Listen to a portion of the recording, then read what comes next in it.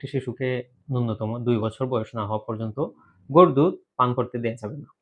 ন্যূনতম ১৮ মাস পর্যন্ত অপেক্ষা করতেই হবে। তবে এটা নিয়ে আ বিভিন্ন শিশু সংক্রান্ত যেই আ সংস্থাগুলো রয়েছে, একেক সংস্থার একেক ধরনের পর্যবেক্ষণ এবং সাজেশন রয়েছে। সুতরাং অনেকগুলো আ শিশু স্বাস্থ্য সংস্থা বলে ২ বছর, অনেকে বলে ১ বছর, অনেকে বলে ১৮ মাস।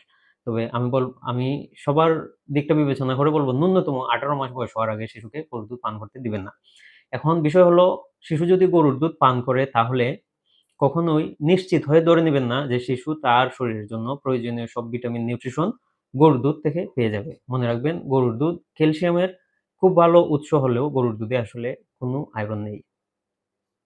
সুতরাং একটি শিশু যদি প্রচুর পরিমাণে গরুর দুধ পান করে তার পেট ভরে রাখে এবং এতে করে অন্যান্য যেই খাবারগুলো যেমন মাছ, মাংস, শাক, সবজি, ফলমূল সেই খাবারগুলো যদি সে গ্রহণ না করে তাহলে কিন্তু তার শরীরে আয়রন শূন্যতাজনিত আ রক্তশূন্যতার সমস্যা দেখা দিবেই। সুতরাং এই ভ্রান্ত ধারণা থেকে বের হতে হবে যে গরুর দুধ পান করলেই শিশু তার সব ধরনের ভিটামিন নিউট্রিশন পেয়ে যাবে। গরুর দুধ পান করলে সে প্রয়োজনীয় কিছু উপাদান পাবে, কিছু উপাদান পাবে না।